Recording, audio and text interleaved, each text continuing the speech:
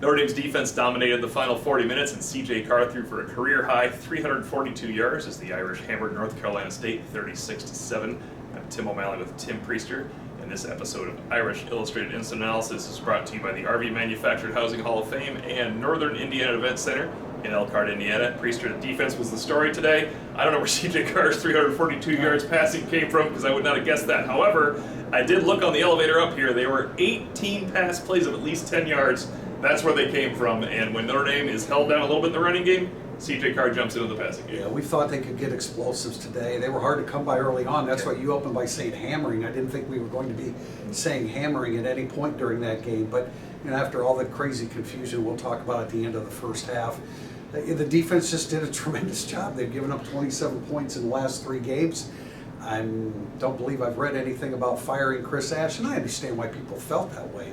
But that's not how you solve problems in the real world of college football. You pull it all together. Marcus Freeman talked about it after the game. You pull it all together, you combine your resources, and you come up with ways to be successful. And this was a very successful defense for the last 2 years, so they had the foundation of success. All they had to do was tap into it. It's unfortunate that they weren't better prepared to play early in the season, but they are where they are, having won 4 in a row. And eventually the offense kicked in and did exactly what they needed to do. Notre Dame outgained them 485 to, I believe, 253, 233. Mm-hmm. The real key, though, was it was a 10-7 game at the half, but prior to that, with 6 minutes left in the second half until the final drive, North Carolina State executed 31 snaps, and they had 36 yards. That is complete dominance over a 7-drive stretch of punt, 3-and-out, punt, interception, downs. That was actually 48 minutes. Yes. They scored their last points 48 minutes before the game. They had one other drive of any production whatsoever, Tim. That's not something we could have ever guessed would happen against NC State or Arkansas, because I want to point this out. When I walked in this door, you said, these are good offenses they're doing this against. Boise's efficient, the other two are explosive. And good quarterbacks. Yeah. Taylor Green, they made look pedestrian, and they certainly, they had 4 sacks again. They're putting pressure on the quarterback now. They did an excellent job against Hollywood Smothers. I don't have his numbers right here. 12 for 46 and no longer gave him 10. And he is a dangerous back. He came into this game having rushed for over 100 yards in 4 out of 6 games, and he didn't even come close to that. So the defense is doing it. We have to talk about the red zone offense because, fortunately the defense was great, and then you did some things offensively. They ended up scoring a couple of times when getting in the red zone, but I think I had it 3 for 6. It's all about touchdowns, not field goals. We learned that a long time ago from Charlie Weiss. And he's right. You got to get in the end zone, and they're not doing it right now. And part of that's on Mike Denbrock. Part of it's the offensive line. Did we get any clarity on Ashton Craig? Not yet, no. That's that's really troubling. He went out with a left leg. I don't know if it was specifically his knee, but that's troubling. And that right now that's limiting them. They haven't done a good job in short yardage situations. They came into today's game. They were number 8 in the country in red zone touchdown percentage, and that was with last week's 4th and 1 Wildcat fiasco. So they dropped even further. They have to improve that, but we're nitpicking here because they ended up winning by 29. I think the goal to go situations, though, you got stopped twice in goal to go. You also got staked with first and 10 at the 16 because of a Don Schuler interception. You came out of that with 3 points. So we're nitpicking for this game, but for the next game it matters a lot because you can't waste 3 drives and get 3 points against USC, who does tend to score touchdowns. Right. I know even NC State does as well, but USC has an offense that can press Notre Dame still. Seven interceptions in 2 games? Yes. Out of nowhere either, because it was not its secondary that was making plays. We did mention on instant analysis prior to the game, we felt like the secondary has now found something, and not just for 1 game. They've now found it for 3 games, and I think that's really important going to USC, but we want to stay here first. Running game held in check. Just 5 carries, I think, over 10 yards combined for Price and Love. I think Price probably was stuffed 8 times, Love another 4 or 5. NC State sold out, though, to stop the run, but it was still an effective job. I thought they tackled well, too. Yeah, I thought their defensive tackles, I was down on them coming into the game. Their D tackles did a really, really nice job. But again, Carr generally had time to throw the football 342 yards.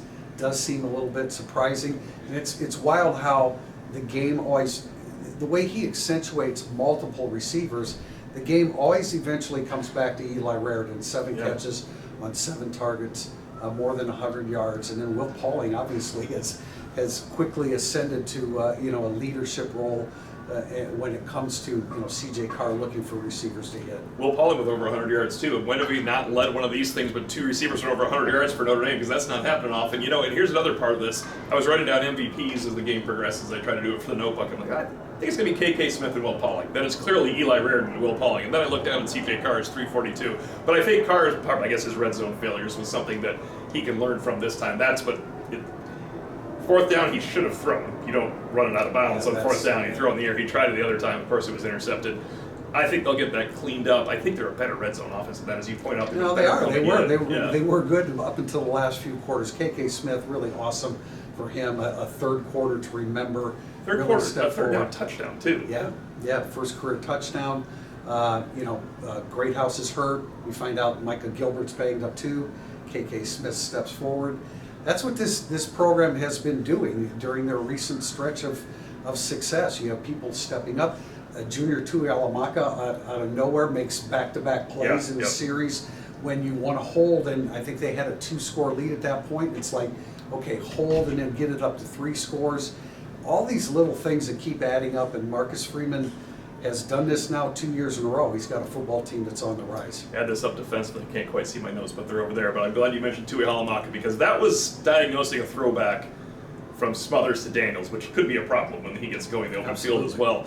After that, he gets held and has a quarterback pressure on a throwaway.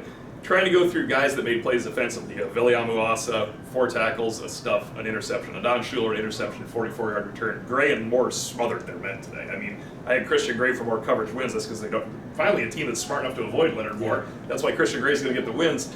Drake Bowen, 3 third-down stops. And I want to bring this up because people have been on Bowen a lot, and for one play with good reason. Drake Bowen had a third-down stop where he made a run stuff. He had a third-down stop on deep coverage on Hollywood Smothers down the field, and he had a third-down stop where he just popped someone on 3rd and 16. How in the world does he stay up with Hollywood Smothers? But he did. He actually kind of caught up to him. Maybe Smothers had to slow down a little bit to try to make the catch, but that's a great play. It doesn't matter as long as the football goes through the uprights. I'm sure that's what Noah Burnett is saying tonight, too. One final special teams note before we wrap it up. Tyler Buckner, this was a fake punt. They looked like they were going to run it. North Carolina State called timeout. They did run it, 4th and 2. Buckner gains 3. Believe it was Eli Raridon that said, he got really physical to get that for us. And Marcus Freeman just said, we rep it, we trust him, we trust Marty Biaggi. Great moment for Tyler Buckner. And maybe they found something in short yardage. I don't want to say that ahead of time, but Tyler Buckner in short yardage was effective a few years ago. It's not my idea. He has been effective before in short yardage. Should we talk about the officials again?